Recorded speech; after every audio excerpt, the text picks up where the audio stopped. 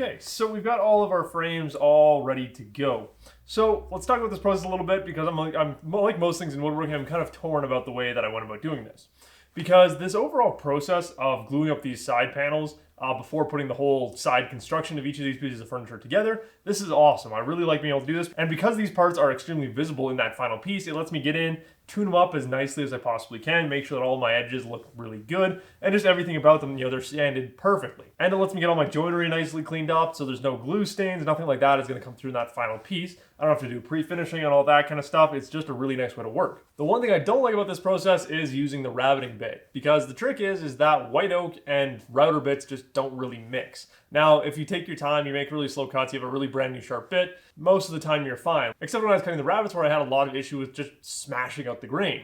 So when I started cutting the rabbets, I used the Rabbeting Bit that I just had in my shop. It's a couple years old, it probably needs to be sharpened, so it wasn't very good. So I ended up having to go out and buy a brand new bit to do this, because I don't have time to get the other one sharpened, because I kind of want to get this project done and over with. So I went out and bought a brand new bit, and it was a lot better. Like, it was significantly less smashing of the grain out and much more cutting. But the trick is that routers are just not good, clean machinery to make cutting actions. Because unlike a table saw where you have, well, on my dado stack, I have 42 teeth that are making that cutting action, there's only 2 teeth on that router bit. And it's cutting in a way that is kind of smashing into the end grain of the piece of wood. So it's a really bad way of just cutting wood in general. And so one of the big things you'll notice if you're using a Rabbeting Bit is that when you're going with the grain, so if you're used to working with like hand planes and that, you kind of understand this idea. But when you're going with the grain, it cuts out beautifully. You get these nice fluffy shavings, exactly what you should be getting. But as soon as you go against the grain, it just starts smashing and breaking out and tearing out, and you're left with like really rough edges on the inside of your rabbet here. So it's just a horrible, horrible way of working. And so in the future, when I use this process of gluing up these side panels initially, what I'm going to do is I'm going to cut out these rabbets using the table saw and the dado stack. Rather than gluing them up and then running the router bit around the inside of them, it'll mean cutting a rabbet on this individual piece, both sides of this piece, on the inside of this piece, and then on the tops and the bottom of this piece, and then using the areas from here that are left over to kind of fill them. It's just going to be a little more time consuming, but at the same time, it could also save me a lot of time. Because the router bit is very slow, very monotonous, and it has the potential to absolutely destroy your pieces. I can't remember which one of these side frames it was, but it smashed out a big chunk, and luckily I was able to save it with a little bit of super glue in here and there. But yeah, it was very close to just destroying the whole side frame. So if you take the time to do it on the table saw beforehand, you get nice, perfectly clean rabbets. And so now we're going to move on to making the walnut panels that are going to go in here. So what it's going to be for each side is going to have its own book match panel. And so if you guys have seen my other projects, you'll know that I really like the style where I use a raised panel bit. I think it's a cove profile that I use on most of my stuff to fit panels. And for this one, I'm not going to be doing that. We're just going to be making some nice flat panels, because what we're looking for in this project is something that is fairly easy to keep clean. And those cove profiles added to those panels make them really hard to keep the dust in that out. Now, this is one place where I would understand the argument for using plywood, because all I would have to do is go buy some 1/4-inch walnut plywood, and I could just put a piece in here, a piece in here, and just call it a day, tack them in place with some pin nails, and it would just be done. It would be super simple. But what we're going to do instead, to keep this a little bit more interesting, is we're going to be doing book match panels here. So if you guys don't know what book matching is, basically we're going to take a piece of wood, resaw it down the middle, flip it open, mill it down to our final thicknesses and that. Then we're hoping that after all that milling, we get these two faces here should be pretty much mirrored each other. Now, this isn't always going to come out perfectly, obviously. Wood is a natural object, and sometimes it's going to move around a little bit, so you're going to have to be very careful during your milling process when creating those book match panels. There's a few things that are important before you actually get into the process of making the book match panels, and they come in when you're doing your layout. So we're going to be making these out of walnut. Now, one of the big downsides to walnut, especially where I live, the availability, what you get for the price you pay is absolute garbage. And in most cases, from what I've seen, in places where walnut grows naturally, the stuff that we pay exorbitant amounts for out here would be considered almost firewood. And so because of that, it has a few different things. So the stuff that I'm working with here is FAS grade walnut, which is first and seconds, which means it's the highest grade of walnut that comes out of a sawmill. Now, again, the problem is that this stuff that we get out here is pretty garbage. It's got tons of knots in it. It's just generally not very good wood, again, for what you pay for it. So you have to be very careful in how you use it and you have to be aware of how to deal with the issues in it. And so the first thing you want to consider when you're laying out your book match panels is you want to make sure you're looking at both sides of the board. Now this sounds pretty straightforward. Most people typically do it when they're laying out their pieces anyway, but it's something that you want to make extra sure of when you're doing a book match panel, because I've had this happen to me before. Is I've laid out my panel thinking this section of wood is perfect, it's going to look beautiful when I cut it in half, and I've realized that, oh, the back side of that board had a ton of sapwood in it, or had a giant knot that didn't show through on the other side.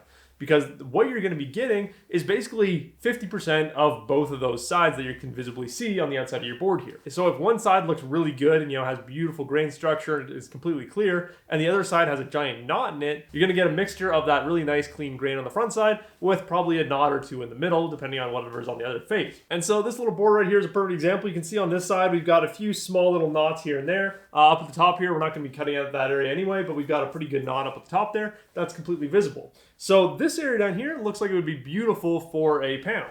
Then if we flip around to the other side, you can see that we have a few other little defects in there. Now you can see that I am going to be using this for one of the nightstand panels because I think it's still going to come out pretty cool. Because all we have to do with these little defects here is once we cut out these panels, we're going to go through and do some epoxy filling on each of these knot holes here. Now, epoxy filling is just one of those things you have to suck up and do when you're dealing with walnut. Again, I bring it back to the point of where I live here. I don't have access to good quality walnut. And pretty much anywhere, as far as I know, the walnut that you buy at your lumber yards is always going to have these issues in it, because walnut has different grading rules than other woods, so you're pretty much always going to have to deal with epoxy and filling it. And so when you're looking at defects, again, it's important to realize the difference between a defect that is going to make a throwaway piece of wood and a defect that can be filled pretty easily. All of these little defects in here, even this one right here that looks like it is some kind of bark inclusion, that's easy to fill. You just, a little bit of epoxy, no problem. Same thing down here with this knot. None of this stuff is a problem. Some of these boards have knots that are easily 2 inches round.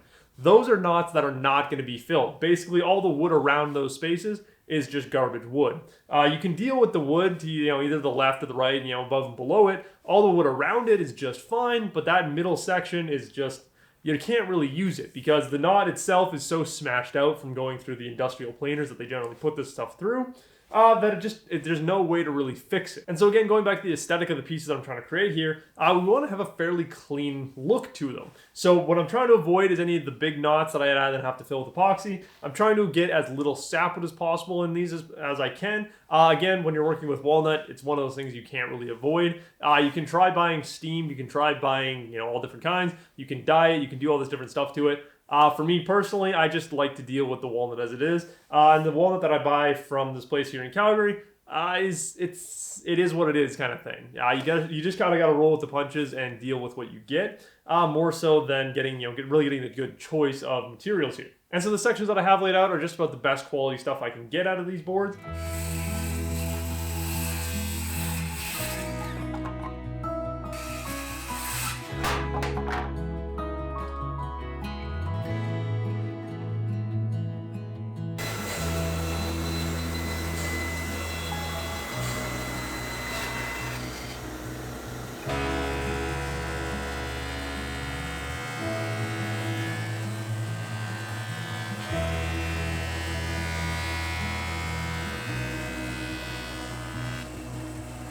Okay, so now our stock has one somewhat flat face on it with a little bit of a lip because, again, I only have a 6-inch jointer and we're dealing with 7-inch wide pieces. And we've got one edge that's perfectly squared up to that almost flat face.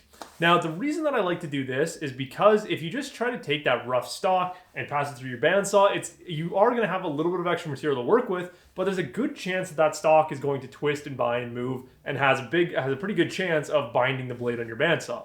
I've had this happen a couple times before when I've just been working with completely rough stock.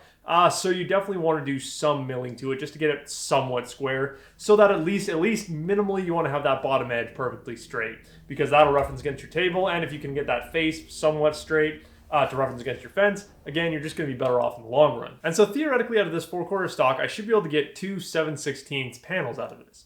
And then I can do whatever my final milling in that afterwards anyway. But that already is not going to happen, because already with 4/4 stock, you're not dealing with a 1-inch thick piece of wood. You're dealing with a 15/16 piece of wood.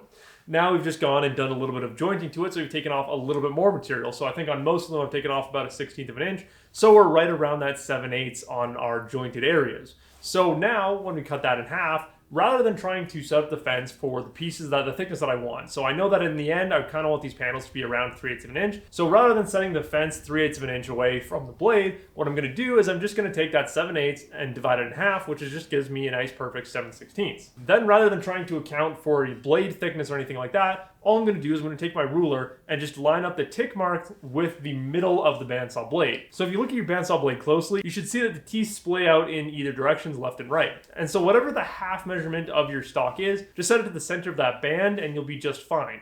Again, whatever I end up getting out of this, I'm going to have to work with. Whether I get 3/8 of an inch of usable pieces out of this resawing, or I get a 1/4 inch, that's fine. And so before you decide to use bookmatched panels in your project, it's important just to consider whether or not it's in your budget. Because I've shown this in the past, what I did on the pie cupboard and what I've done on a lot of my other projects is rather than using a bookmatched panel, you just use 8 strips off of an 8/4 chunk, glue them up into a nice wide clean panel. This can be a much more cost-effective way than trying to get multiple bookmatched panels.